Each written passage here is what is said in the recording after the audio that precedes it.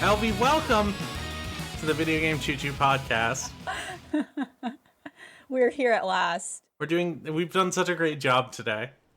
It definitely wasn't more work than it needed to be, that it was just us here. Yes. But we're just going to come in, talk about some games, talk about some news. We are. We're going to talk about news, talk about some vibes. Probably more vibes than games, but that's okay. There is a vibe in the air.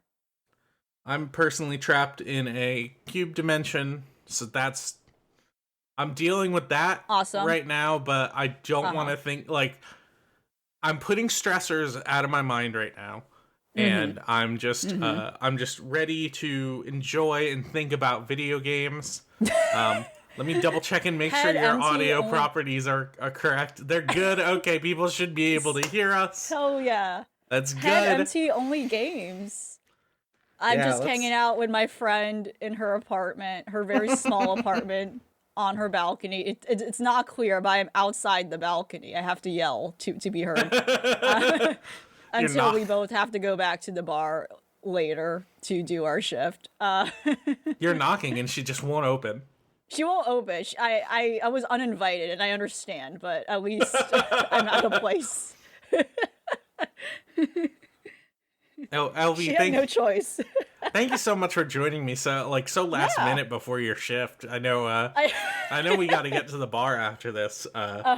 Which you know, that's appropriate. You gotta. We're unwinding about games, and then we just will unwind over some spirits later. Well, let's talk about it. We've been streaming 11 Days of Valhalla before you know, we get back into the, like, you know, before we get into the holiday spirit.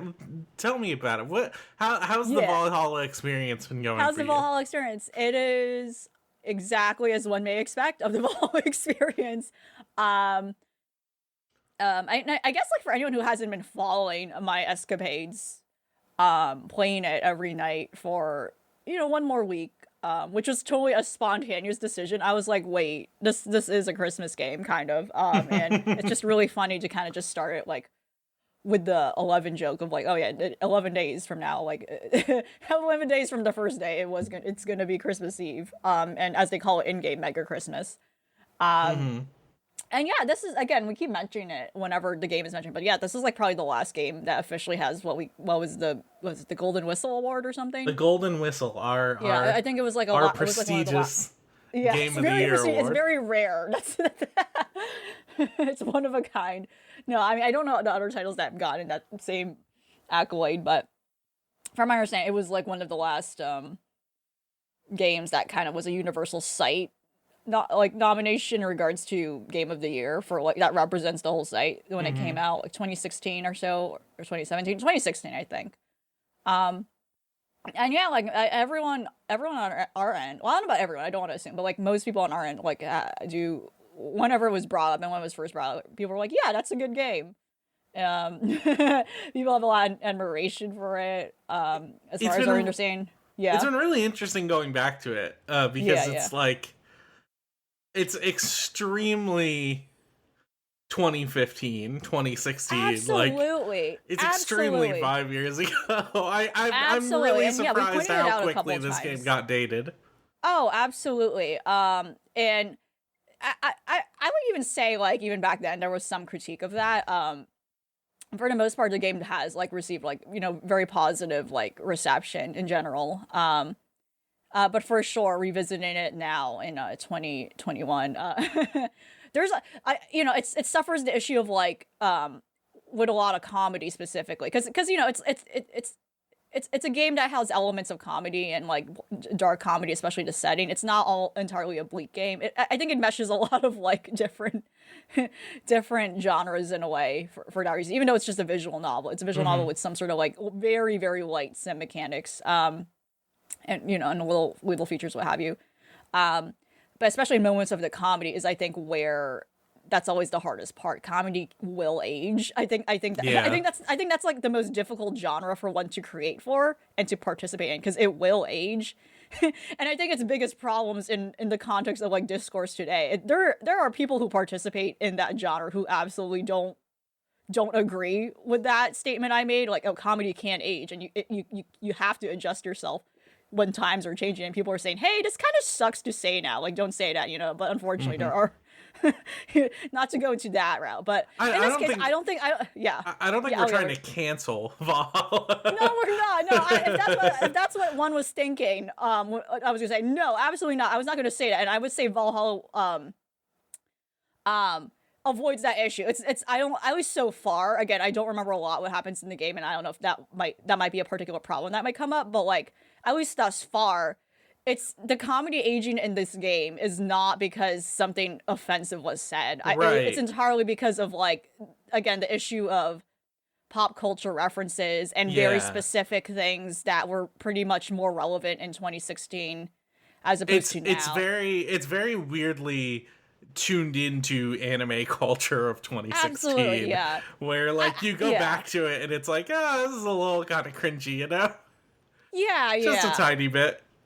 Yeah, and even so, like 2016, I think even some of the anime tropes it pokes fun at and like outright lampshades were also kind of dated even then because it's very like 2000s anime romantic comedy tropes. A lot of that stuff, like a lot of those hijinks, especially, and certain archetypes of the characters who very much embody that. Like those are like character types you won't necessarily even see much in anime today, and if they do, people will be very quick to point out like this character is annoying, like or this character is very out of place for how the rest of a title or series may go, for sure.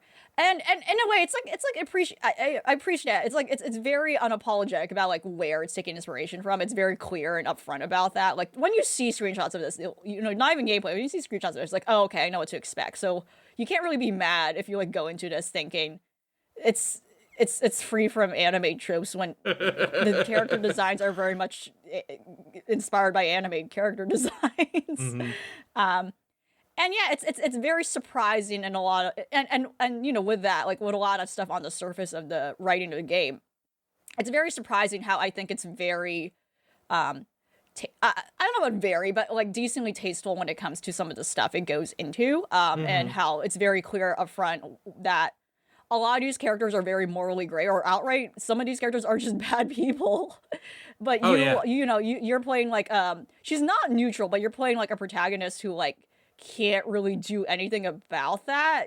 She's just someone who, again, who's trying to do her job, and she's just, again, the whole like, unfortunately the customer is always right. She's just there to listen to them she's a bartender, and like those types of people are gonna come into a bar and be very unfiltered about the sort of things they're gonna say and believe, especially at the height of like being drunk. They're not gonna have any control over like any sort of etiquette and norms to confine themselves in. Yeah, I appreciate it. It's very unfiltered in that way. And yeah, it definitely, as I'm going along this, I definitely do wonder like, what are the sort of things they're going to do for the sequel, which has been like announced as something in the works some time ago. I believe demos were playable at one of the PAX shows this year. Interesting.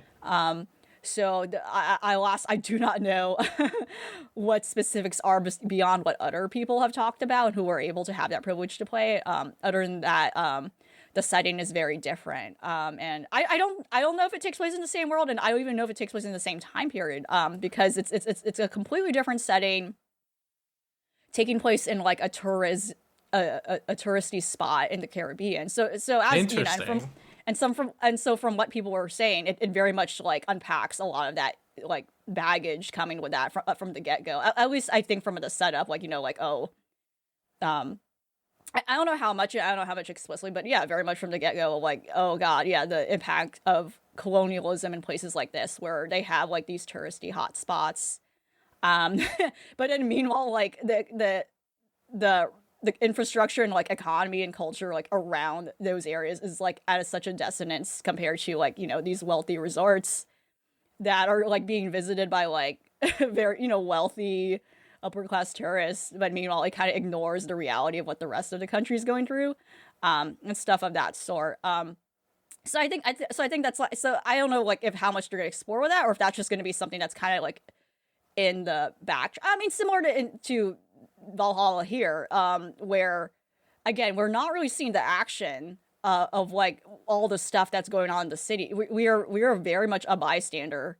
Right. Again, in this bar, and then we're regularly, There's a really interesting thing Valhalla does where like it puts you in such a narrow perspective, and it gives you it makes you take in all the world building from there, which is like which is really really cool from like a civilian kind of perspective, because I think a lot of games, when you're dealing with this kind of dystopia, want to put you in a hero role and want to like give you all the information.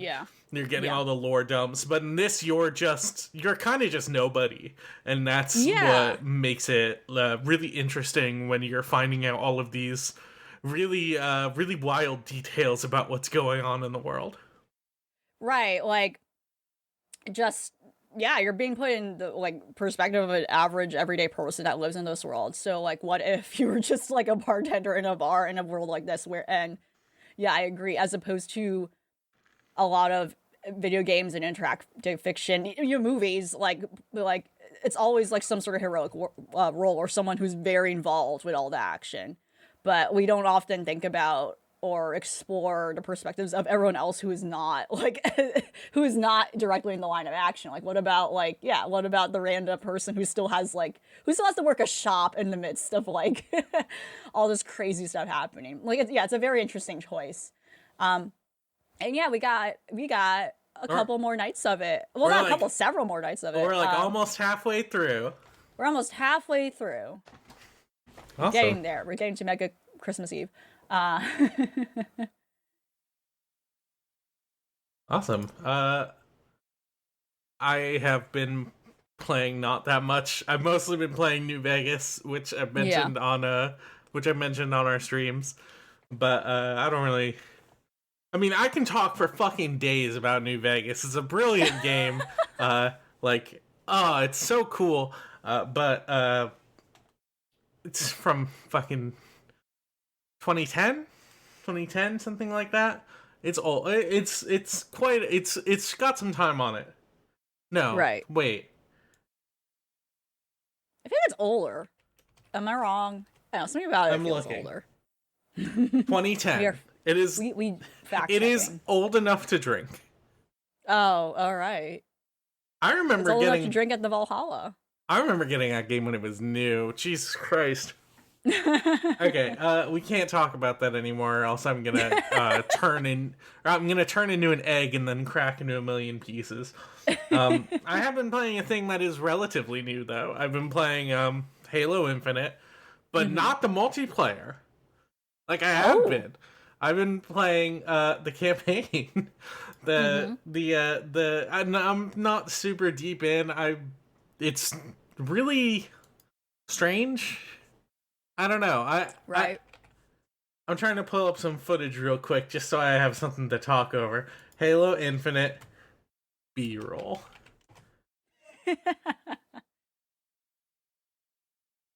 This is just gonna be like frag montages and stuff.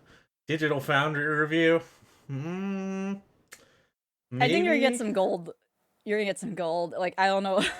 Sure, Digital Foundry. You're gonna get some kids like epic After Effects, like graphics over and like weird video editing effects montage. It's kind of like a music video.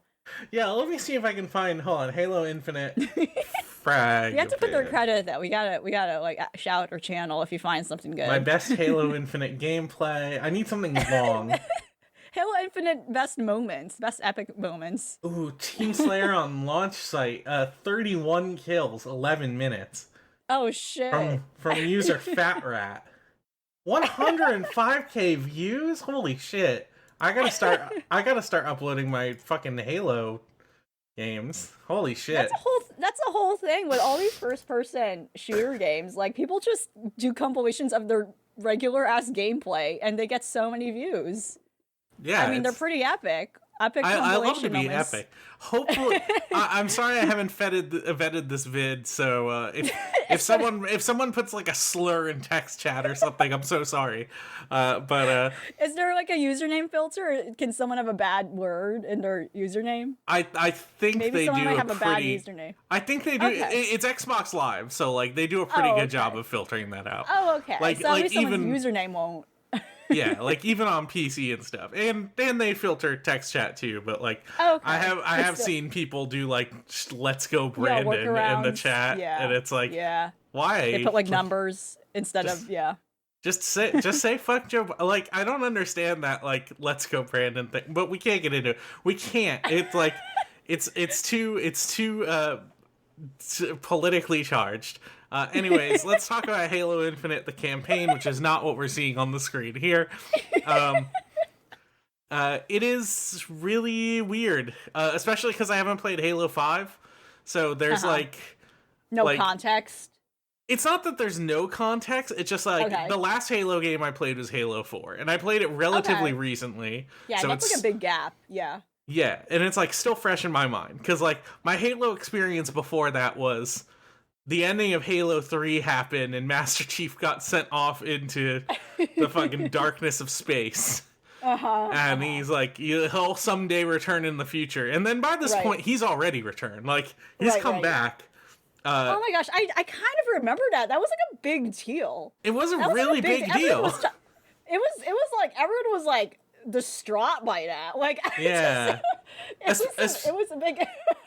Especially because, like, at this point, they'd done Halo ODST and Halo Reach, and, like, both of those did, like, super well, and, like, we're really good at detailing, hey, we can do a Halo game without Master Chief. Like, like we don't necessarily need to rely on him. But then they're like, they give it over to 343. They start working on Halo 4. He's back. Master Chief is back. He's out of his cryostasis, and he's gonna come and absolutely. He's gonna have a new experience with like new enemies too. Like it's extremely brand new enemies. Except for some reason, the Covenant is here again. Despite by the end of Halo 3, they had like essentially we had like won the war because like we joined forces with the Arbiter, and then like the Covenant like folded in on itself, and then like what was left of it joined forces with the UNSC. Like they had a like friendly alliance. So not only Master Chief was back, it's like everyone is back. Everyone's back. Well, no, because he's still off in some like weird distant place. Oh, okay.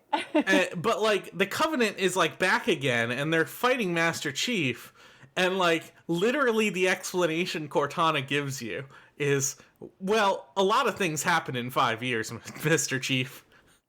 So it's just like this weird hand wavy explanation to try and justify why the Covenant is still around, because we gotta have Master Chief's gotta fight the Covenant. We got all these new enemies, but like we gotta make sure the Covenant's there too. And it's really strange. I miss Halo 5. I know so little about Halo 5. I know it's like a squad shooter. I know there's a guy named Spartan Locke who's like hunting Master Chief. But like I haven't played it. I don't know the plot. I know Cortana, the AI, goes rampant. Right. Because that like happens at the end of Halo 4. She gets fucked up. Yeah. Happens at the end of Halo 4. She goes rampant. She's like and like at that point she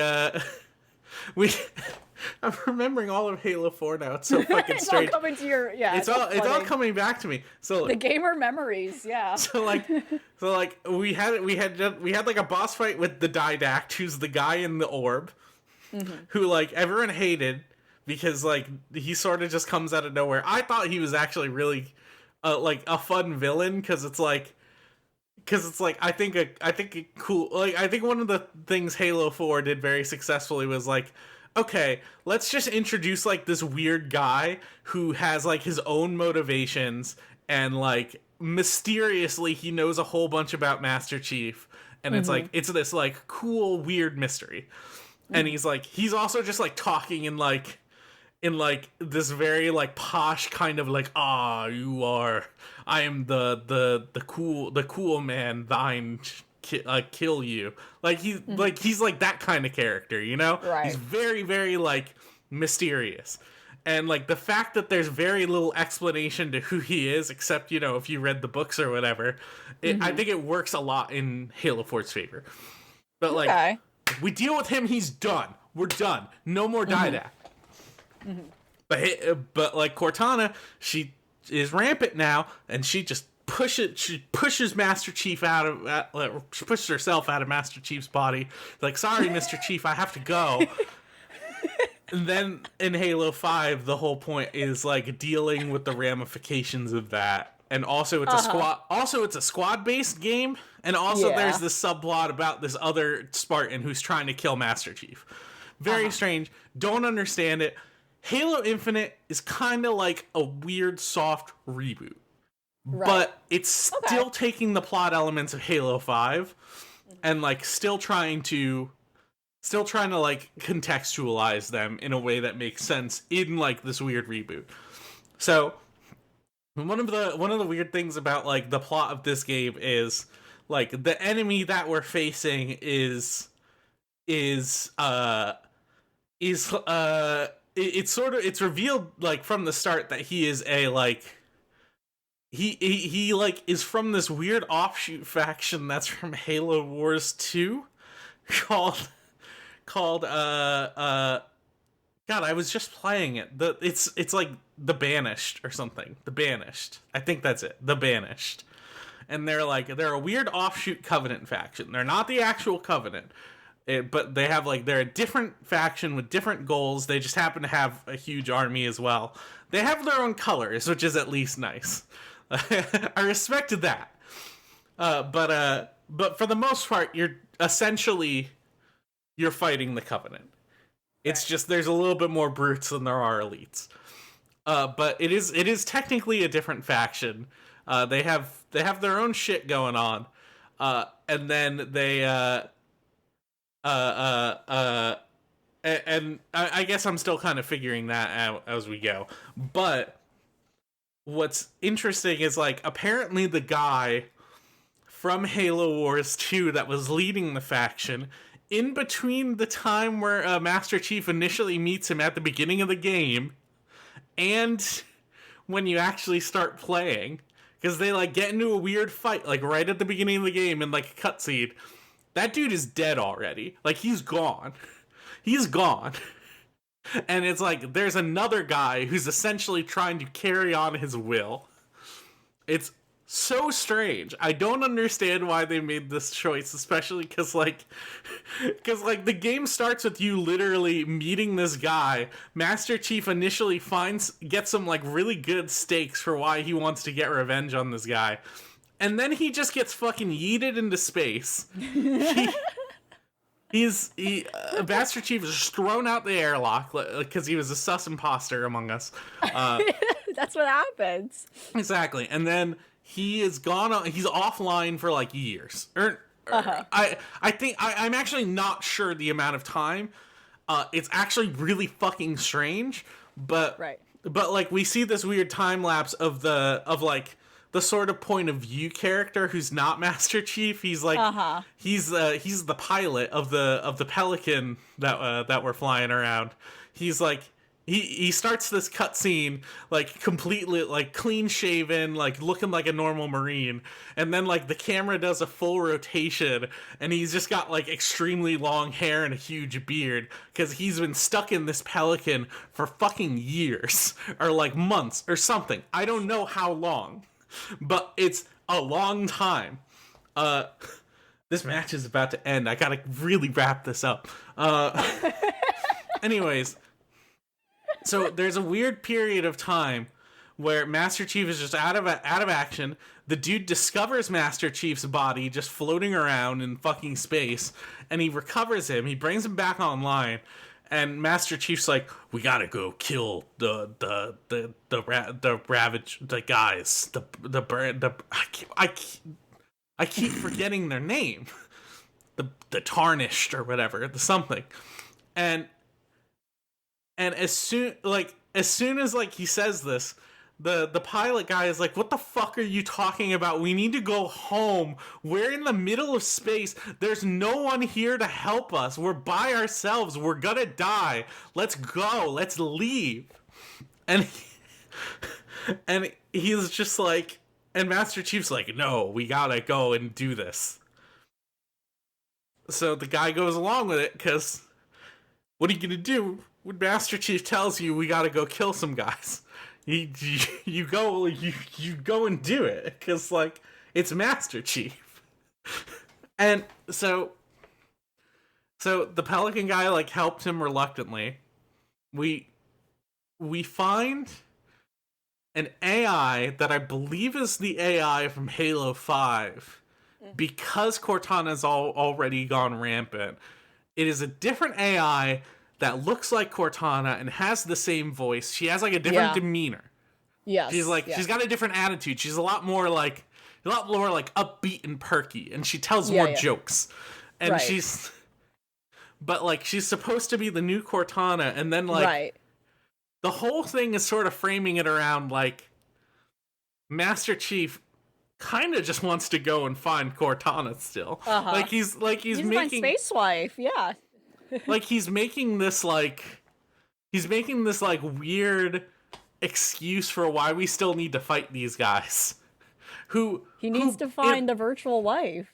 Who by all intents and purposes, the Spartan you played in Halo 5 is dead.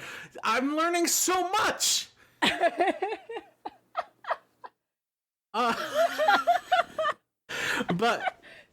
But like I don't know anything about Halo 5. It's a huge hole for me. I gotta play it. I wanted to play it before Halo Infinite, but you can't play it on PC. And I gotta play it on an Xbox. But like, I mean, everything you described to me sounds like the multiplayer gameplay is going to be no different from Among Us. Let's be real. Oh, 100%. It's the same game. But you have to shoot down the sussy bakas. You gotta throw them out into space. That's how it works. but essentially, what's going on with the plot here is like the Banished. They've kind of just dug their heels into this Halo that they're in, because there's always a Halo planet.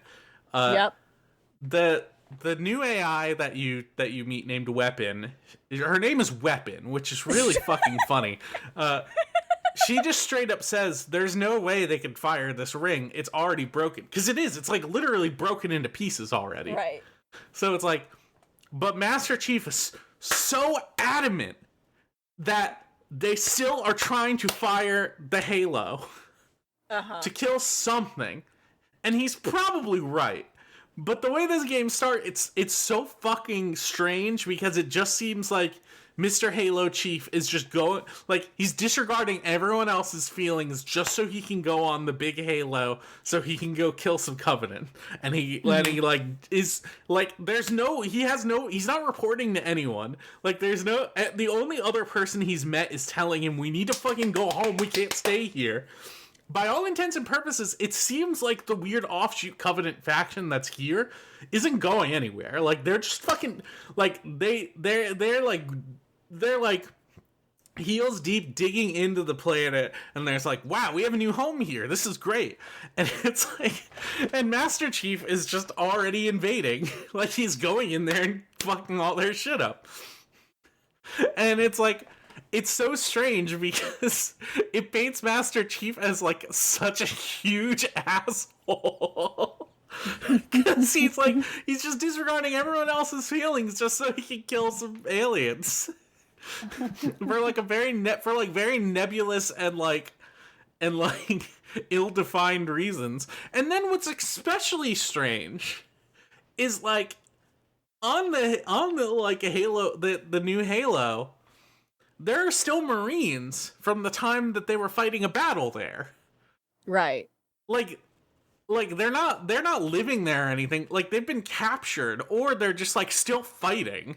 And it's like, it makes the time skip even weirder, because it's like, okay, just how long ago was this? Like, these people, these Marines that are still here, they still want to fight and they still want to help Master Chief.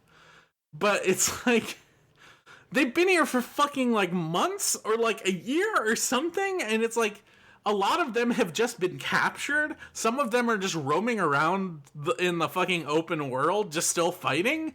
And it's like, right. What is everyone doing? Why are you all here? It doesn't make...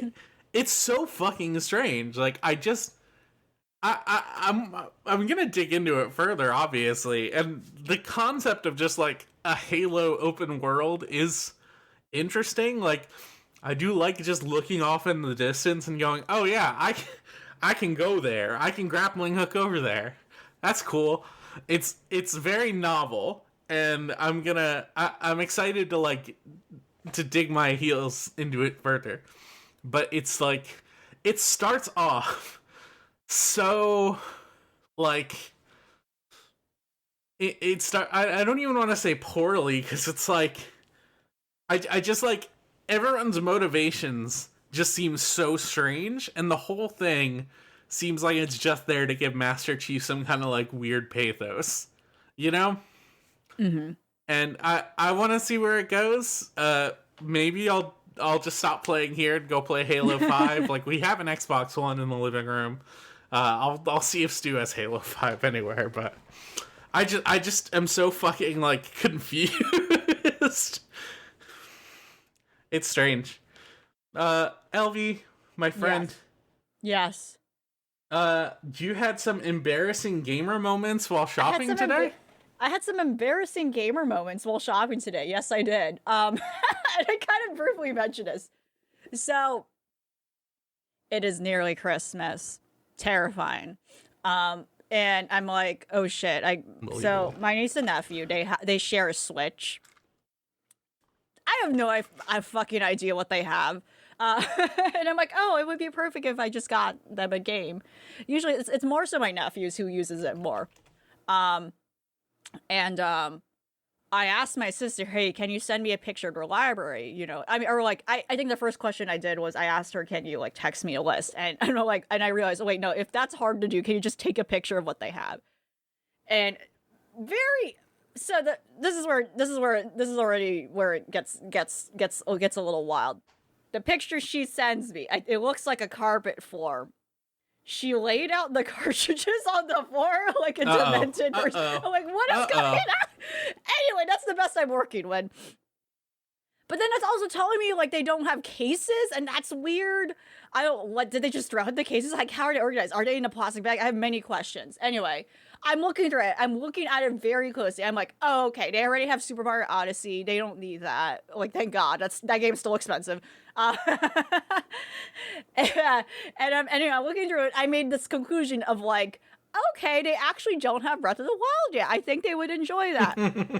I'm going to the game store. There's a really awesome game store, if anyone's ever in New York City, called J+L Game. J+L Game. There's a giant Pikachu statue right in front of it. Well, now it's inside. They took it inside because I guess people keep doing weird stuff to it. And I think they have a giant Mario statue too. I didn't see the giant Mario statue. I think they put him away. I think they put the Mario away. They locked him up because he is a dangerous man. Actually, I don't. Yeah, again, still unclear if Mario's human or not, but he is some sort of humanoid. He's definitely not the same kind of being as the people in what the hell is the city called? Oh, New Donk City. New Donk City. Yeah, those are humans. He's not the same type of being. No, though. He's a different human, or he's some sort of humanoid category. the inhabitants, the human-like inhabitants of the Mushroom Kingdom are like not. Well, even then, he's technically not from the Mushroom Kingdom, right? He goes to the Mushroom Kingdom and hangs out there. I don't think he lives in the Mushroom Kingdom. Well, no, because he's from New York. Like, he went down a pipe. Yeah, he's from New York. He came all the way from Brooklyn through the sewer pipes. Right. But anyway, they had to put away the Mario statue because who knows what trouble he's causing. I'm going to this great game store. Again, highly recommend it if anyone's ever in New York City. They know what they're talking about. The people who like work there are clearly, the people who like, they're high grade nerds. They know what they're talking about. If you're like, Yeah, they have a whole library of not only regular games, but also games from other like other country editions of it's one of those. Like they have like stuff that's old, they have like weird novelty stuff that's rare, and they're happy to negotiate you if you want to sell something to them as well. I'm going there and I'm like, yes, I want a Breath of the Wild. So, okay, so here's the thing. Like when you go in there, it's pretty overwhelming too, and that's one of the issues that kind of happened to me where they're not on like shelves. They have like those display case tables where usually that's like for jewelry. Like you have to look down to look at stuff. The problem is they have so many fucking games. As I've said, they have like a combination of like versions of game, like the Japanese version of like some sort of like game, or again a whole section of like games that were only in Japan. And yeah, you can go and do that and like maybe barter or something. They're like splayed out like a deck of cards. They're like just splayed out like on a poker table. So you can't see the covers of games, and they're not like displayed in a way where you can see the spine. It's weird. So then it's like, okay, you have to kind of go in there knowing what you want with the way they're currently displaying things. Like, I don't know why they thought that made sense, because you have to look at and I'm like, okay, I want Breath of the Wild, and they hand it to me, and he's like, pre-owned or new? And I'm like, nope, pre-owned. They do not care. It's fine. That's cheaper. They're children. They don't know the difference. They won't know the difference. If there's a file in there, that's fine. They don't even have cases. They don't even have cases. They don't have cases. They don't even have the cases. However, J&L has the cases. For if you want used games, they have cases. Like, don't worry. You're not gonna. Unlike GameStop, they do not do the thing where they give you a case, but then there's no art. No, they for sure at least have cases of the used games they get. And I don't know if maybe like they make people like have the cases, but they at least somehow like make sure everything has a case. Okay, got it. And then I'm asking the person working there for other things, and then going down this list of things I wanted. Some of which are very far-fetched, because two to stay. One of them being, I am still looking for Ghost Trick on the Nintendo DS, which I know is now something that probably is a futile effort. Yeah, and it's probably going to be worth $1,000 US. Nope. Yeah. I still have like a horrible memory of like what used to be a game store, like in my like hometown. I think it's still a game store, but again, it's one of those things where they weren't really sustainable throughout the years, and over time it's now like there's a game section, but it's mostly a deli now. It's like a weird situation. I think there's like multiple like vendors in the space now, so it's like, I don't know, they're just sharing the space to split the rent. And they had like Ghost Trick there, and like, it was like at that point in time, it was I clearly remember it was like $50. Which that sounded bad to me, who was probably like in college, or like maybe not even high school. Maybe this was so long ago. Being like, what? That's expensive. And then here forward in 2021, me in the future, most games are that price on average now. So I fucked up. But anyway, so I'm going down this list of stuff I want, and this guy's like, nope, we don't have that. And I'm just like, man, oh shit, okay, I don't have anything for myself right now. I'm just at a loss. At some point he like looked at me and paused, and he's like, I'm gonna go check the computer. Because for the most part, as I was asking for things, he was literally going through the shelves himself, because I think the reason why there's just so much stuff that they had to display the way things are, like they literally just like, okay, we're gonna display every single thing we have, like just on the get-go. And he was looking through stuff, like literally physically through the shelves. I mean, display cases, again, they were not like shelves.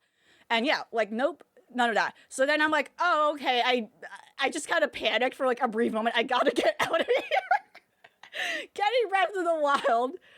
And then, yeah, I pay for it. I walk out. And yeah, my big mistake for not double checking the photo. And I find, I look at the photo again, my sister sent me, and lo and behold, I zoom in closer, and I'm like, oh shit, that's like Legend of Zelda Breath of the Wild. But I can't fucking tell, because oh no, I never had a physical copy of this game. My experience with Breath of the Wild has always been playing someone else's Breath of the Wild. Sure. And I did not realize, with the very beautiful vibrant blue cover, that is the case. Again, Link just on this hilltop staring into the eponymous wild of Breath of the Wild. The wild from the breath of. The cartridge art is this weird mustard blue tan. design of the map of Hyrule, I think. So I didn't, my mind did not associate that is Breath of the Wild. Of course not. So as my sister has laid out all the Switch cartridges on the carpet for some reason. So, but that is mostly the summation of my epic embarrassing gamer moment, or embarrassing epic gamer moments of the day, which is a combination of several moments in that single J+L game store. So now I just have a copy of Breath of the Wild that I'm not interested in keeping. But J+L Game Store, again, promoting, I'm shilling for the store hard. They should know that. I need to tell them, like, listen, I promoted your store on the podcast. I deserve a discount.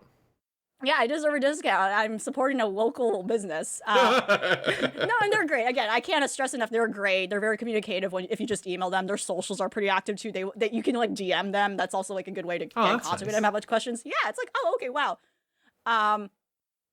They at least will take returns. I have the receipts still. They gave me a physical receipt, so that's great, actually. I just taped it on the case, so I won't forget.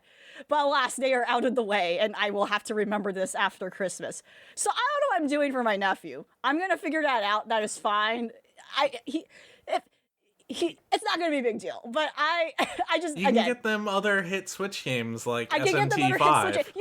No, but see, that was the thing. I was like going through the list too of like, I actually was thinking of like getting them 2 games. So it was not, and one of them was like, I sincerely asked this man out of certainty before even asking my ghost trick question, which is like do you have Just Dance 2022? Like, very loudly. Sounded very desperate. Like, I was like, I really... Please. Anything. Anything. I was even being weird and be like, I literally said something like, I don't even know if it came out yet. Like, bye. And no, but lo and behold, Just Dance 2022 is fucking sold out. Like, it's no. Like, what? Yeah, no. Like, how? How? It's Just Dance.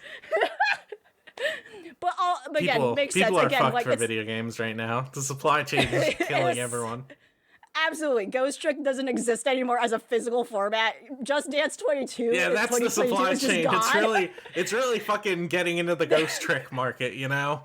The physical format of video games are in danger. Yeah. But no, it makes sense because, again, that's like kind of like, again, that's one of those game titles that's like, again, like with the Maddens and all those other sports games that come out every year. That's like low-hanging fruit video game purchase for, by the parents who have no idea, like, what's good for my kid. That seems fine. That seems fun. Yeah, it's an E-rated game. And it's an E-rated game. There's some fun pop songs. Yeah. Yes. So, but yeah, that was my journey. And that's an errand I have to remember after Christmas. Otherwise, I will miss the return window. But maybe by the next time I do go back, they will have what I wanted in stock. But it will probably not be Ghost Trick on the Nintendo DS. That's fucked up. It's fucked up. Christmas is ruined. I do want to move on to news. You did write that you played some more essays on empathy. Do you want to talk quickly on that? Yeah, sure. I can really talk about it. This is and it does relate to Valhalla in a bit. That Essays of Empathy is actually a compilation of multiple mini games. It's not like mini games and what you think a mini game, but like multiple short duration playtime games made by Deconstruct Team, which is a game developer in Spain. And that name might not be familiar to a lot of people, but if you're familiar with the Red Strings Club, they're the ones who made that game. Oh, interesting. Yeah. And I think like one of their first games they put out like officially as a full game is Gods Will Be Watching. I never played that one, but I played Red Strings Club. I've like watched a bit of it. That game seems dark. Oh, like, that's something I would definitely like. That's something like maybe we should stream at some point because that seems like a fun stream game in the sense of like, well, we need to make some real fucked up decisions that we can't take back. Yeah. And it's essentially Essays of Empathy is like a compilation, like I said, of like this developer's various games they made for like game jams. So again, they're like short form, and they just put it all together for to be more accessible to for people to play, because otherwise, again, like they're probably all spread out across different platforms. I'm not sure if I don't think they put these out on like different storefronts, again, because they're very short. Maybe, like, I don't know if they have an itch. They probably have an itch profile, but again, like it's just an easy confined way to like put this all together, especially since they haven't really released anything major for that. From my understanding, that comes to mind in my head. Since the Red Strings Club, I'm sure they have, but unfortunately, it's just been not on the radar. And yeah, like a lot of like the Red Strings Club, and all their other games, Essays Empathy pretty much just conveys like the sort of themes they've explored already in those titles. And again, specifically the Red Strings Club, it's worth noting that Essays Empathy not only has just like original games they made for jams, but also they have specifically like parts they took from the Red Strings Club, actually, that they kind of remade into their own original thing. Interesting. And I guess if I need to explain SS Empathy, I do need to explain the Red Strings Club, and how it kind of is related to Valhalla. Is that similarly, it is kind of like the framing of the game does begin in a bar, and you are a bartender serving drinks in a cyberpunk setting, and how interesting that. This game came out in 2018, so a couple years after. And yeah, they're like one of those pixel adventure games. But essentially, you're not there the whole time. You're not in this bar the whole time. In fact, the game is basically like a bunch of vignettes going across different characters. And those different characters kind of have like their own mini games going on. So again, like when you're during the bartender's arc, for instance, yeah, you're serving drinks, you're making drinks to people and learning about their stories. And then like a lot of exposition about the setting comes about. There's another part where you're playing like basically a robot, and this robot has to help make like different implants and augmentations for people. There's another part where you're someone who's trying to like hack into like not literally hack, but they're using like a voice modifier tool to kind of manipulate like a landline system to kind of get information they need. Like trying to undermine this corporation or trying to like get information and stuff. Yeah, so there's like, again, so like it's a lot of these like loosely connected ensemble casts that all, pretty much like coalesces towards the end of the game to pretty much just like, unwrap like the setting they're in. Again, the similar cyberpunk dystopian setting. And yeah, again, so stuff like the bartending game, stuff like the phone landline hacking game, like those exist as like their own like isolated games and Essays of Empathy, along with the other like smaller games in it as their own thing. And like, the writing has changed, so you don't need it's detached from the Red Strings Club. And I think that's very interesting that they like just use the exact same like tools, essentially. It's kind of like, it's just like reusing props and reusing like something already designed to make a new story. And I think that's very clever and creative. Sort of like how a lot of studios just kind of have a house style of games at this point. Right, yeah, absolutely. And yeah, like especially have like a series of games. Yeah, you're reusing character models if there's not much of a difference in technology between the newer game and the older game. Like, yeah, like again, like Video Game Juju really loves Yakuza, and that's like a great example. Like it's stunning to me that like they're clear, reusing character models and assets, yet each game still looks fine. At least in the the last couple of games. Like they still look great, and the character animation doesn't look bad at all. Like it's like such a cool like, I don't know, it's such a cool like strategy to like be efficient in work production, not like do so and it's unfortunate that like some other games like are probably doing a similar thing, but they're doing something wrong that I don't know like what are they doing compared to like what the Yakuza team is doing that that is making that quality difference. And yeah, like I think Essays Empathy is like a great introduction to this studio, and if anything, it's like it reminded me of them. It's like, oh yeah, I remember Red Strings Club. Yeah, you talked about Essays on Empathy before on the podcast. Yeah. And yeah, they're published under Devolver Digital, so they're very like a Devolver Digital kind of like group of people. Yeah, absolutely. It like makes sense. It's like, oh okay, but yeah, Essays Empathy is like a very good introduction, I think, to what they do if you don't want to jump into something dark like Gods Will Be Watching right away or Red Strings Club, and again, they all have like, they resonate with themes of like the cyberpunk sci-fi settings and like questions of like transhumanity specifically too. I would say like a lot of that stuff. It's definitely something I recommend. It's like, it's not even for the pricing it is, like it's like a bundle of like different stuff that you can just kind of go in and go out and experience. I think it's definitely something worth it. Awesome. And yeah, it just makes me excited, like, if they're eventually going to make a new full game of something. So. Nice. Yeah. Awesome. I think it's time to move on to news. Oh boy, the news. There's actually quite a bit here, so hopefully we can get through it quickly. Probably one of the biggest news stories. The extremely critically acclaimed Final Fantasy XIV has become so critically acclaimed that they've been telling people to stop buying it and to stop playing it. For the sake of critically acclaimed Final Fantasy XIV, do not buy it. Do not promote it. If you are a new player, you cannot play this game. They're just not letting any. You actually cannot play this game and should not. They discontinued sales. Is that right? I don't know, because I still see. So the problem is, like, you're gonna still see ads running, because again, those are like just they just have a contract and time to run. Yeah, right. You can't do anything about that. Yeah, so but I don't know if they're still in storefronts. It might be, but I don't know if it's locked. You know, like you can't. There's no buy button. It looks like game sales have been suspended, and so have free trial registrations. Yeah. I'm gonna check on Steam right now to see if they like grayed out the buy button, but it's still on the front probably. Oh, probably. But what's funny about it is that someone a bunch of people noticed, like, oh, there's a Steam sale for Square games, and they were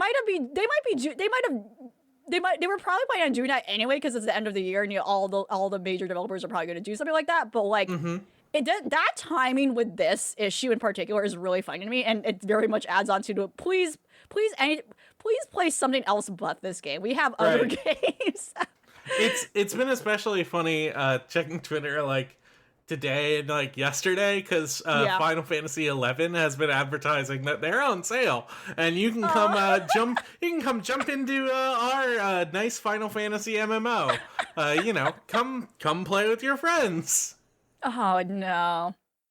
Okay, I am on their Steam page, and there are these like red highlighted notices, and there is no buy button. But you can buy the DLC still, though, but you cannot buy the base game. Well, yeah, that makes sense, actually.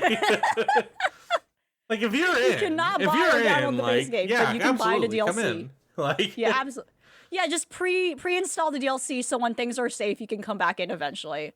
Let me read this in particular. Pre-install the DLC, so when you finally start your free trial, you can get there in 500 hours or something like that. Yep. Incredible. Yeah, so then there are two notices here. Oh, weird. Okay, that's weird. Because so I think this notice was already here, but they still kept the notice of like, this includes a free trial. Like, they didn't remove that. Like, I think that was there already. Like, that's the notice when it came to like, if there's a buy button here, that makes sense. They kept that. But it's funny that after it is the notice of like, yes, we have suspended sales on this. And I'm going to read it specifically, and we have said this already, but just for the sake of re-clarifying, due to ongoing server congestion issues, we are temporarily suspending free trial registrations and sales of the following products: Final Fantasy XIV Online Free Trial, Final Fantasy XIV Online Star Edition, Final Fantasy XIV Online Complete Edition. And then we apologize for any inconvenience.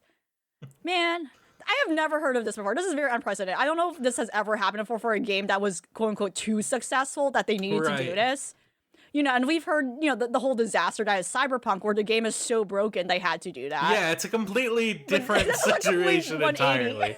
Like, games have been pulled from the storefronts for before maintenance issues. For various reasons, like out of pure embarrassment or just, that's usually why. But this is just like, stop giving us money for a minute. Please. Right. We know you love this. But we can't deal with it right now. Right.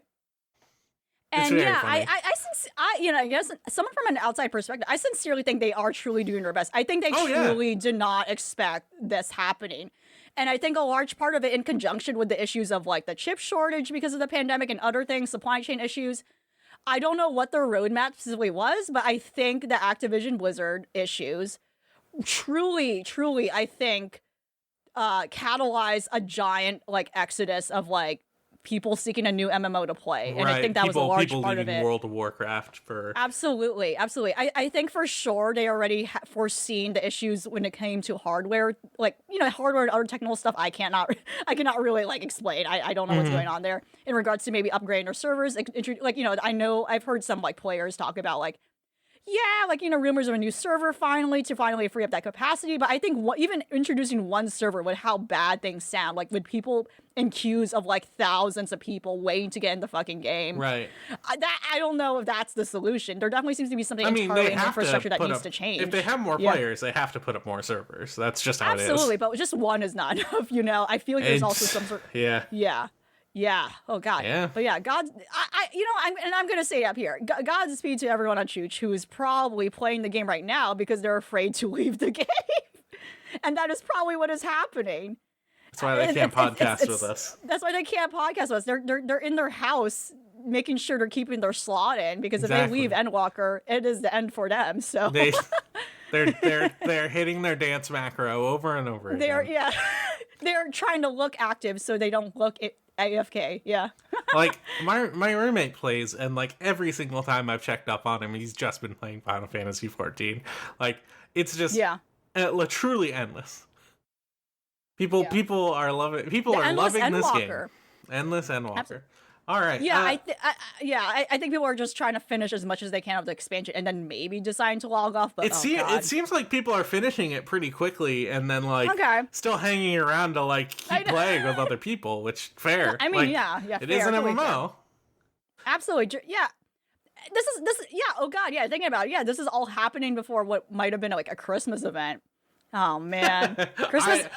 Christmas is ruined. I'm just saying that. I don't know what their Christmas plans are, but I imagine they don't need an event at this point. Yeah, they're good. The event might be please log off.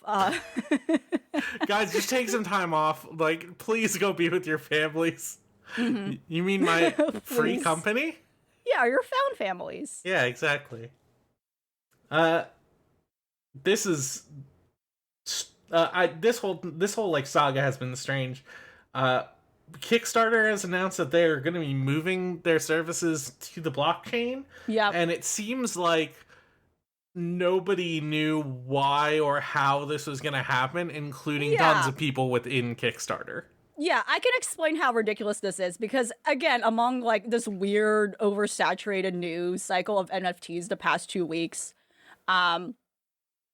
again, this is another thing that was very upsetting to hear about. It's like, damn, what the fuck, And this is being brought up because, again, Kickstarter is used for by everyone in creativity, and for sure, especially in games the last couple of years, especially for independent games in both the video game world and especially the tabletop world. This has been a very vital tool for people to get some numbers and gauge how much people are interested in their project, and to at least cover some initial upfront costs before, just spending so much money to create the product and then ship it out without guaranteed customers. So yeah, Kickstarter put out this big, and this happened actually a couple I think even some time ago already. This was already alluded to, but only until recently they finally put out a formal statement about addressing some questions people had. And yeah, it's I became less upset by it because, even talking with other people in different parts of the sector who use Kickstarter and also follow Kickstarter, I don't think they know what they're doing. So this could go two ways. Again, as I think we've all been discussing, a lot of the stuff going on in regards to crypto and NFTs, it seems to be these companies scrambling to put white papers out so they can get some investor money, being oh, this is a hot thing right now, crypto is in. When in reality, I don't think that's really reflective of reality. Right. But it is the end of the year, the new fiscal year is coming, and they need those numbers, unfortunately, and those people involved in that world need to see those words mentioned and need to see some sort of quote unquote guarantees, and unfortunately just to just pretty much encapsulating the whole pumping up scheming of how that stuff works. The moment this probably boils over, the investors will just pick up their money and go. And this might be a very temporal thing. The other side, the other extreme is that yes, maybe they do know what they're doing, but I'm not seeing that in any capacity. And how this is going to work in a functional way does not make sense. So what's really funny about this, and not funny towards the people who were not funny towards the employees who worked at Kickstarter and maybe might still be, who were like pulled the rug was pulled under them and they didn't even know what's going on with this until the press reported it. There were a couple of people in senior positions who decided to resign, and it's good for them, honestly. And they finally put out a statement saying, like, we finally addressed all your comments and concerns about it. And it's all very vague language and very generic language. So one of the things I need to mention about Kickstarter is Kickstarter has no proprietary technology. They don't really have a unique API. They're literally a website. That's something we have to all remember. They're a website. So I don't understand what the blockchain thing is for. I know some people might be thinking like, oh, maybe it's like currency integration or what have you, but it doesn't make sense as to why they're saying things like, we're putting the whole company on it, or like we're moving our whole infrastructure on it. Like, I don't know really what are you, what does that mean? But like, here, I'm going to read a Twitter thread, which just shows how really bizarre and like not reading the room they are about it. This is from a Twitter thread on Kickstarter. We know our community has a lot of questions about this new direction, including how it will benefit creators and how we'll stay true to our environmental commitments. We are listening. We started a fact, so a frequently asked questions page. The fact says nothing. The fact explains nothing of how it works. And it says something like, wait, there's something here that was very, oh, here we go. This is the specific lines that killed me. So they're going live on something called Cello or Cello. Here we go. This openness enables everyone who's interested in the promise of crowdfunding to help build its future and have a say and stake on how it works. Blockchain will also open the potential to be rewarded for contributing to the systems that you use every day. As a user, whether you're a creator or a backer, the Kickstarter experience you're familiar with will stay the same. And this is the sentence that killed me. You won't see the protocol, but you will benefit from its improvements. I was trying to find it so I could follow along on screen. Yeah. But I think I lost you. Backers can continue to utilize normal credit and debit cards to pledge to campaigns, and creators can continue to receive normal currency to fill for products. So again, the whole like everything about their marketing and like the language being used is like all that weird stuff. It's like, you know what? We're gonna be on the blockchain. How? We're going to be on the blockchain. Like a lot of weird non-answerable language around like, yeah. It's very for investors. Right. And then people have been emailing questions and concerns and they're like all getting the same copy and pasted answer from this exact fact I read. It's just like, what is going on? It's very strange. And yeah, again, like I said, I have two theories. Like no one knows what they're talking about. So they just have to put this out for something. Or two, they still don't know what they're talking about, but they probably do have tangible plans for it. Either way, no one likes this. Like I said, some people have resigned. The weird language around it too. Like in my head, I like to believe the person who probably has to be the PR person for this also quit, and I think that's pretty baller. So they have no choice but to use copy pasted language. I know that's what I like to believe. As far as I know, the union they do have a union, and the union responded to this, and like the union unfortunately just did not make like a very challenging statement to it, which I'm concerned by. So I don't know what's going on with union leadership there. That's something pending. But that said, yeah, no one responded to this well. A lot of creators like said, like, I'm not going to use Kickstarter anymore. I'm going to use Indiegogo or like whatever other alternative is there. And so just, yeah, very curious to see where this goes. But as far as I know, it does not seem to be that. I don't know what to say about it. No one knows what this is. It's just more confusing than like frustrating, if anything. Yeah. Mr. Squarepeg in the chat brought up the problem I have with the blockchain, among a lot of things, is that it's not secure. Blockchain-related things are constantly knocked over by amateur hackers. Not only that, but like, so there's like there's actually a handful of like primary different ways that like NFTs are minted, which is like the proof of work and proof of stake, which proof of work is the one that is extremely environmentally destructive. Mainly because it takes a long time to like to sort of like certify that this thing is legitimate or whatever in the NFT sense.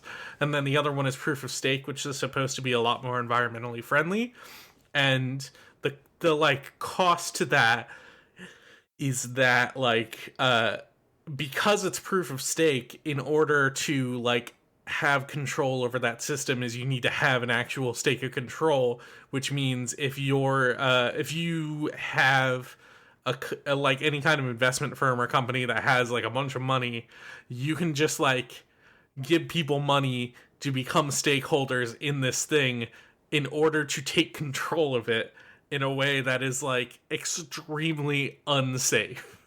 Right. Like people can just buy out like NFTs, like your like people can buy out like your ownership right out from under you because they're the stakeholders. Like, what do you expect? Like they're the ones who technically own it. It's so fucking strange. Squarepeg is bringing up what happened recently, which is called the Log4j bug. I can't really explain it in layman's terms because I don't even quite understand it, but yeah, like, it's unfortunately a very exploitable piece of technology right now. So the fact that a lot of things are trying to really push this all in is very, like, ugh. Right. In addition, there were some, I forgot the name, but, like, there were a couple games that claimed they were built on the blockchain, and the moment they had to, like, fix the game, they had to start from scratch. There is not, and rebuild the whole game. Yeah, and yeah, so it's just like, I forgot the name. It's something called Wolf something. But yeah, I don't know, it's just very weird that people, again, like if it had no environmental concerns, like let's say that's not the issue. I don't understand like why would one want to go all in on something this unstable right now. It's just very weird. So yeah. But again, unfortunately, if someone has a lot of money to throw at things, that they will not use it responsibly. So yeah, that's just unfortunate. Yeah, testament to that kind of culture that attracts to, which is not great and really toxic. Yeah, it's like, aside from environmental concerns, like what are you really getting? Like when I see people shill NFTs at this point, it's like, if you're buying this NFT, you're getting an experience. Yeah. It's like, it's trying to sell, like, actual parties and, like, weird custom access stuff. Right. It's so fucking transparently nothing that, like, there's no reason to buy an NFT. They're useless. I'm so scared that, like, my family is gonna buy me one for Christmas because they don't understand. Hopefully. The Log4j thing is... that? Because you're a gamer? Exactly, because I'm a gamer and I love technology. Like, why wouldn't I don't think people even know how to do that. Will they... do you think are they savvy to know how to do that? Are Probably not. In your family? Probably not. Okay. But part of me always lives in fear. Mm-hmm. The Log4j thing is also really interesting because it's like, it highlights one of the biggest problems with like modern... like, or maybe not like problem, but like one of the things nobody talks about when it comes to like infrastructure in the internet is like, there's a small handful of like incredibly essential things that like have been developed by a single developer, and they've just kind of been upkeeping it just because, like, as a hobby, and if those things failed, then pretty much the entire internet would crumble. Yeah. And Log4j is like one of the examples of that. Yeah. And I apologize, it wasn't Log4j he was specifically referencing, but for sure I'm going through like a bunch of headlines, and yeah, there were a bunch of like hacking and crypto heist attempts. It keeps happening. It keeps happening. Like, I don't know. Like, I just see that. Like, why would you want to take? Yeah, I don't know. That doesn't seem. Yeah. The entire thing is a quick, like, a get-rich-quick money-making scheme. Of course there's going to be people who are just fucking, like, trying to hack into shit and steal things. Yeah, like, yeah. All right, let's move on. We got a lot of news to cover. We got to move. We got a lot of news to cover. Vodeo Games is recognized as the first certified union in the first certified unionized developer in the United States, in North America specifically. Yeah, they're a very small indie studio, and they really have only put out like one game so far, but that's nice. That's great. And the game's called Beastbreaker. The game's called Beastbreaker. If one wants to look it out, it's not on Steam right now, but it's on other things. I think they said they're having weird troubles like getting it on Steam right now, but it's something available and you can support and purchase. It's got got a little mouse fellow and you destroy shit. That's pretty sick. It's interesting because like there are studios that like work with larger unions, but like this is the first developer itself that is like a sort of like its own like has its own certified union, and that's that's really cool. And hopefully we see more of that. But like it's very funny because like in terms of smaller indie devs, as long as like people are satisfied within the company, there's really not a need for a union. Like most people just don't consider it if their job is like fun and they're having a good time. And but it's like in this situation they're like, why don't we just have a union? Not? Like why not? And I think that's a great precedent in terms of like, even if the environment is like healthy generally, and like and again, one of those especially again like a situation where too like, you know, independent and also maybe like very small amount of employees where you don't have an HR and there's no need for one, and you're very, very transparent about talking to each other about problems and whatnot. But saying that precedent, because who knows, like in the future, if this again, the rhetorical future of like, will this company grow? Are we gonna have more people, and will we actually need those proper things in place in case anything happens? Well, what if leadership changes? I think that's like, I think that's still a great idea. Smart. Yeah, it's incredibly smart. And they're partnered with Code CWA, which works with a lot of people in the tech sector, as they're on the ground trying to figure that out and trying to like work with a lot of people in tech companies right now, like Google being a huge issue for one. And Code CA has like commented a lot in regards to the Activision Blizzard situation, and probably has been I wouldn't be surprised if they're the ones who have been in contact with the ABK workers who have been trying to unionize. Again, their union is not formally recognized, but I think they are already striking or about to, but I wouldn't be surprised if Code CWA is one of the legal guilds they connected with, you know, but they haven't explicitly said so yet. So their union does also recognize full-time and contracted workers, which awesome. That's good. Good job, guys. Yeah, good job. Congrats. I don't know anything about this. CD Projekt Red settles investor lawsuit. What's going on here? So, remember when... Okay, so as we were talking about Cyberpunk really fucking up really badly, they had to pull the game off the market. Yes, there was a class action lawsuit. Yes, they were sued by the investors being like, what the fuck? It wasn't just investors, but also like people who bought the game could also get into the lawsuit. Yeah, there was a whole class action lawsuit because of... essentially, withdrawing a service people paid for. And that includes also withdrawing a service that investors put money in as well. But it seems like they decide to settle. I don't know. Do they even have that amount of money still? I don't know. Well, it looks like they settled for $1.85 billion, and Cyberpunk itself earned... Or no, the company earned $303 million in 2020, so... Oh, okay. Somehow. It's a negligible amount, you know, and if you were in that class action lawsuit, maybe you'll get like $100 or something. Hope so. Yeah, hopefully. Not just $1. I hope more than $1. Usually class action lawsuits, because they involve Sony, it tends to be like the dollar. Yeah. This seems like a real slap in the face of a settlement, honestly. Like it's that amount that it settled for is less than the amount they paid out in refunds for Cyberpunk. Oh yeah. Yeah. Like, that's insane. Yeah. They should have been hit before for more, but I'm guessing they just like took whatever deal they could get. Right. The head of HR at Bungie steps down due to allegations against the studio. This came after a piece that was published. Was it on Polygon? I can't remember.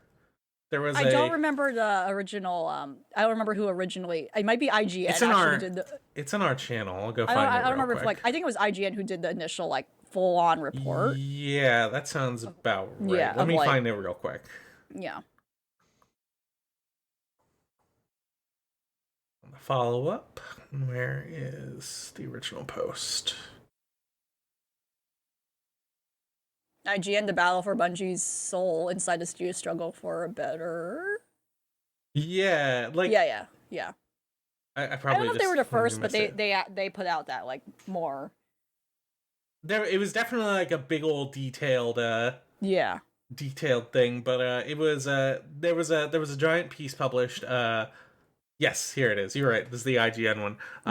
It was a piece published about Bungie's, like... at the time, apparently really bad work culture. A couple of the people named were especially like narrative leads who worked on Destiny, which, considering how that game turned out, makes a lot of sense. Oh God, yeah. But like the story out of IGN is essentially that like a lot of those people have since quit, and it's apparently they've been getting better about like more inclusive hiring, and it's become like a lot more of a like a lot less of a toxic work environment. So hopefully things are improving over there. But after that piece was published, the head of HR stepped down on the 16th, something like that. I'm doing such a good job of just having all of the stuff organized. Yes, Bungie senior employee relations manager Gail DeHont left her role at the studio after 14 years. Ooh, wow. And I wish I had more time to read the entire piece, but it sounds like she didn't have it sounds like she didn't have the best control over the situation. She wrote, I know that I have a need to be trusted by your advocates, not labeled as, quote, enablers or seen as company resources who provide bad actors with safe harbor. So, it's another step of like, getting a lot of these old heads out of these positions of power, and hopefully getting like newer, more diverse voices in. I know a lot of people. I know at least like one person who's been hired by Bungie, and it's like, it sounds like they're taking a lot more steps to hire more women in creative roles and a lot more people of color. So hopefully things are improving. I don't want to sit here and completely cape for them, but because the abuse allegation sounded pretty terrible. Hopefully things are improving. Let's do some quick hits. The Final Fantasy VII Remake releases on PC, and it's fucked up. It's not, from what I understand, it's not unplayable, but it's missing a lot of graphical options that are like pretty standard for PC games, and also it was missing graphical updates from the PS4 to PS5 version. And it came out today that people finally discovered the cause of this, and it's because this game that has set the complete unprecedented $70 price tag for a PC game. I know there's been more expensive PC games, but this is like a big AAA developer who is releasing their big AAA game on standard AAA marketplaces at $70 fucking dollars. And this game is in such a bad shape because the build that they released was a development / debug build and not a release build. Which is fucking insane. Like, I don't even know.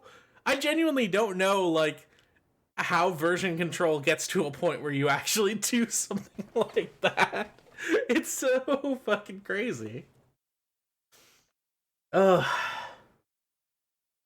Some quick game update / release hits here. Ooh. Spiritfarer has officially released their final storyline update to the game, and they called it the Feral Edition.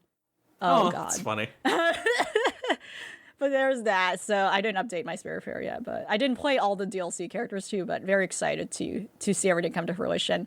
Next up, River City Girls is getting a sequel. There you go. All right. And another, and another big one, Red Candle Studios, who is known for the horror games, Detention and Devotion, indeed have been game developing this whole time, right under our noses.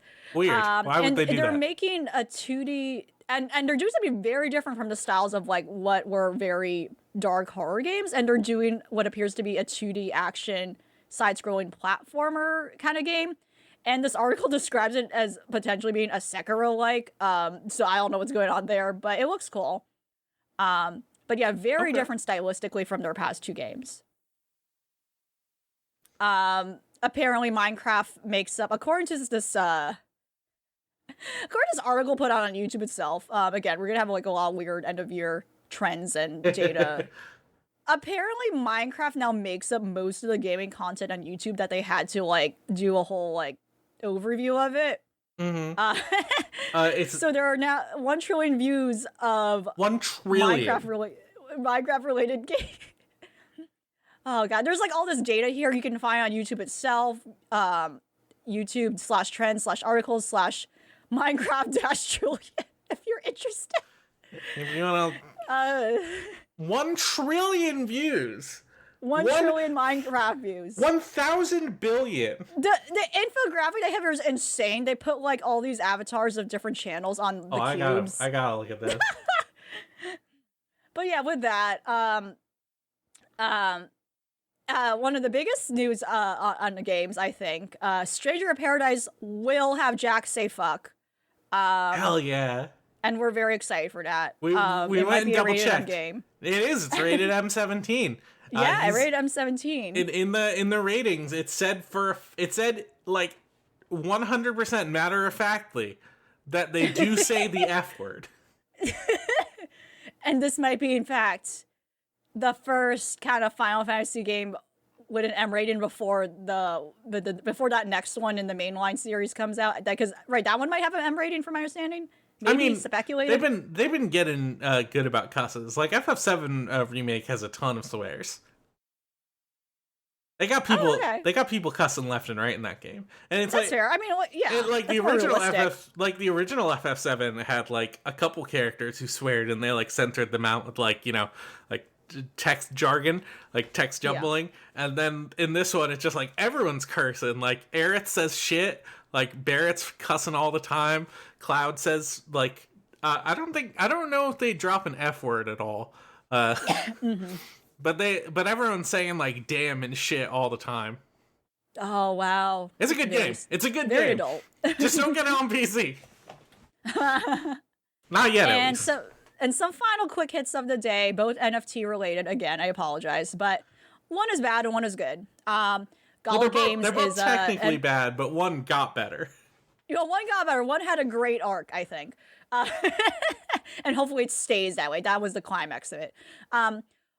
Gala Games is an NFT-focused gaming startup, if you haven't heard such a horrible combination of words in your life. And it was founded by the people who, one of the co-founders of Zynga, co-creators of Zynga, if one is familiar with all those different, like puzzle games, like...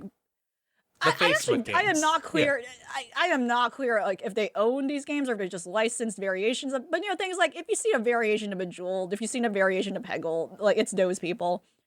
And they're basically like involving I think they've been signing up contracts with other game developers to like start producing stuff for them, like the infamous Fable creator Peter Molyneux, but this is unfortunately not surprising for him.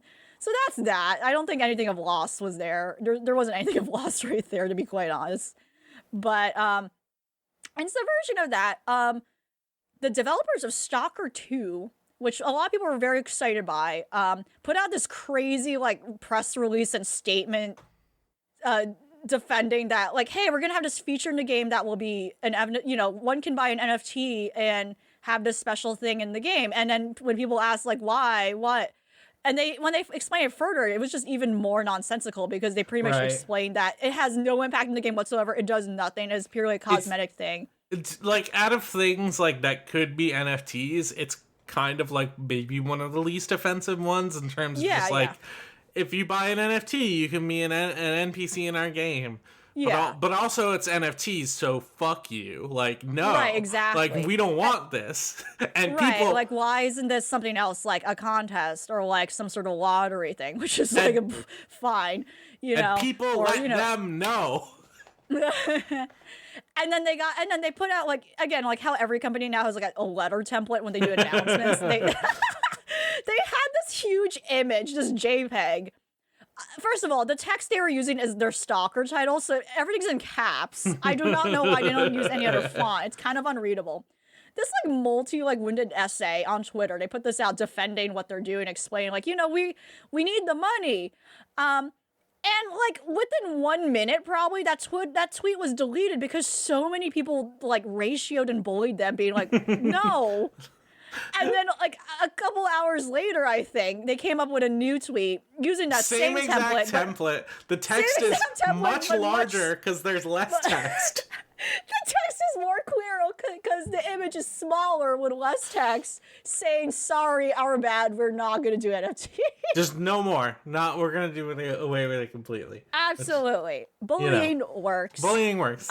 Bullying works, and hopefully I do not ever revisit the idea again. But yeah, but again, yeah, it brings to like, yes, I totally get that maybe they're like, again, a small team of people, not like getting a huge budget. But there's absolutely other ways they can like fund their production. So I don't know. Hopefully that works out for them. And hopefully it's not through NFTs or crypto.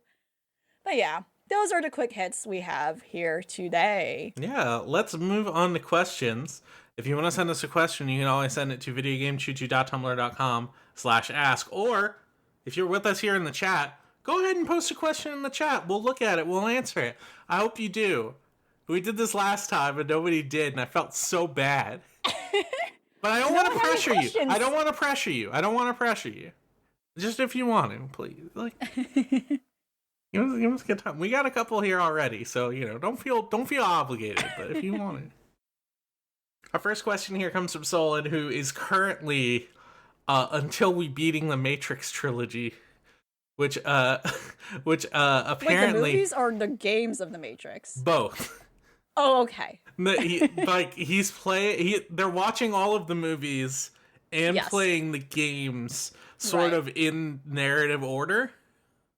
It's really weird, but they're trying to get through all of them. They have to figure out how to play the MMO, which unfortunately apparently is canonical. They can't do that, unfortunately. Okay. But I gosh. believe They have to watch someone's playthrough. Yeah, I believe they're watching like a Let's Play of that or something. But Solon does ask, hello. As you know, I grew up a devout celebrator of Winterine Miss and continue the traditions to this day. Annually, I spend 2 weeks of winter break cleaning up my backlog. What is the first game you fear that you'll miss out most? What is the number one game that you fear you'll have to miss most before 2021 ends? Mine is Inscription and Solar Ash. That's his. I haven't missed Inscription. I am missing Solar Ash, which is really weird because I 100% put myself down as like, I need to fucking play this game, but I haven't done it yet, and that's just my bad. Right. I'm gonna miss and this even came to mind because I was even thinking about it, leaving the store and being like, oh shit, I should have asked about that game. There's so much stuff I'm missing. Another part of this, my series of epic gamer moments in that one store. Embarrassing epic gamer moments, epic embarrassing gamer moments. Kenna Bridge of Spirits. I don't think I'm gonna have time to try that. Yeah. Huh? Never gonna play it. Seems cool. Yeah. Seems cute. Not gonna do it. At least not this year. Yeah, I might, but again, I'm gonna tell myself, and I'm probably not gonna play it until like 5 years from now. That tends to happen. But for sure, it's definitely something I did put myself down on. Like, oh yeah, I'm gonna play this. I'm gonna cover it, and that just never happened.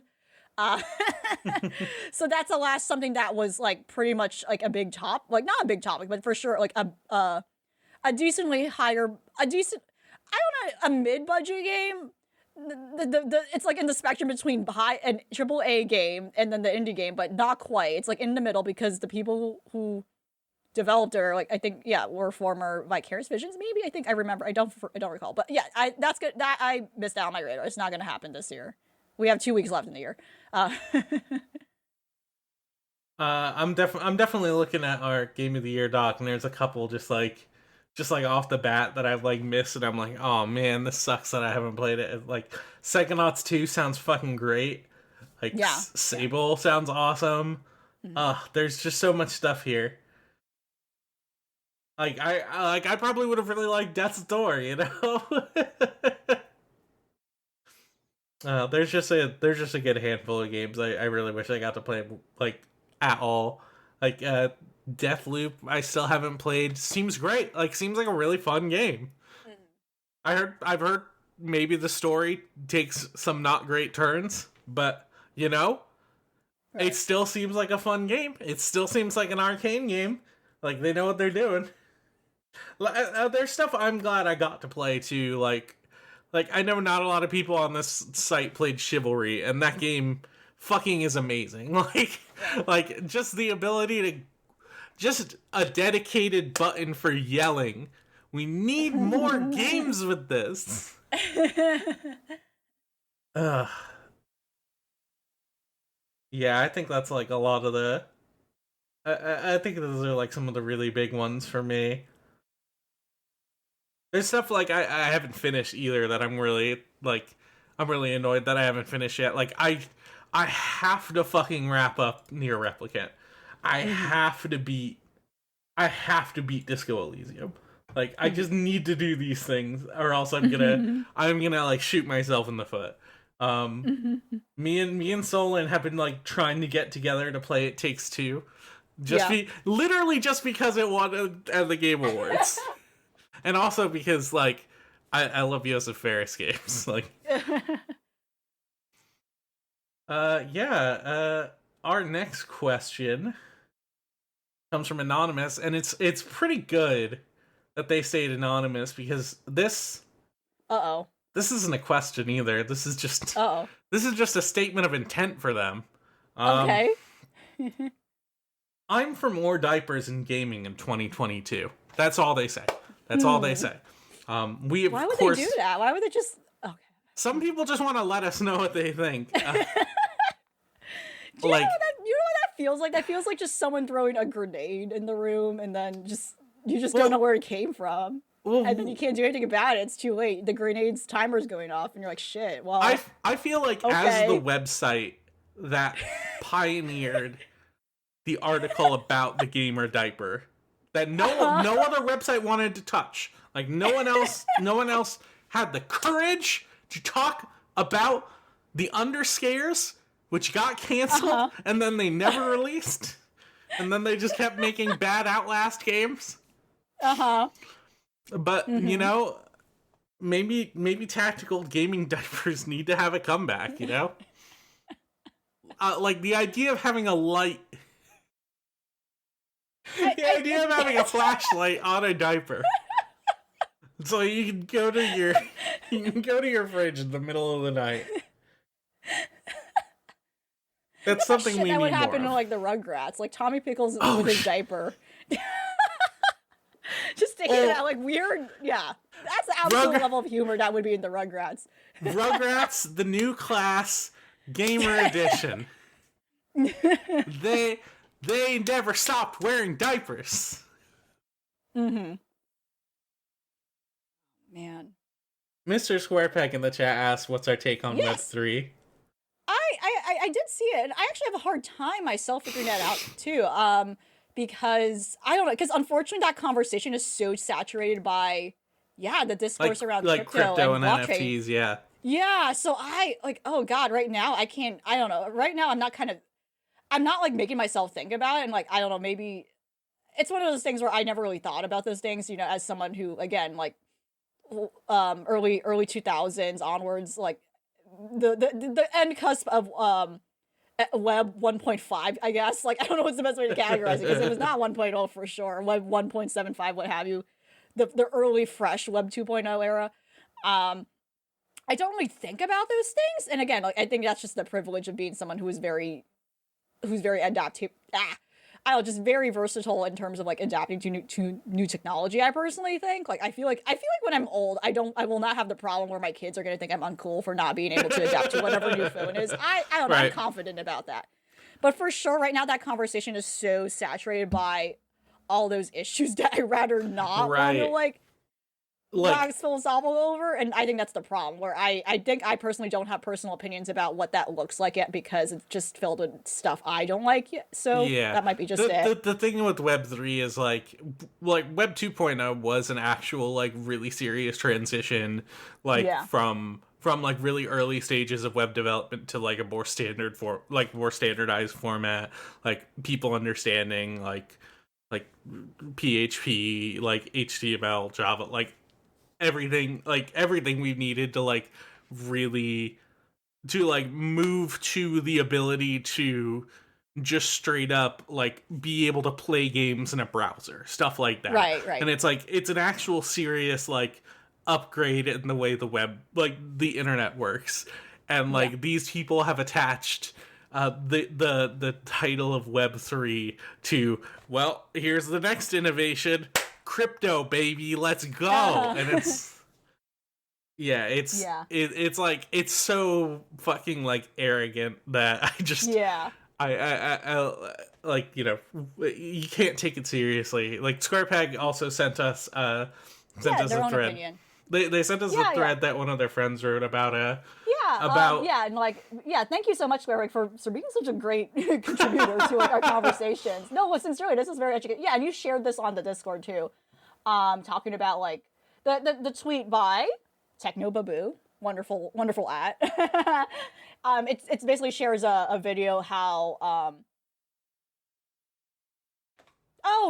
this is about like the Roblox thing and how like they were the tweet basically goes into how like Roblox might be a good example of this actually that kind of exists in its current manifestation, where it's kind of like open.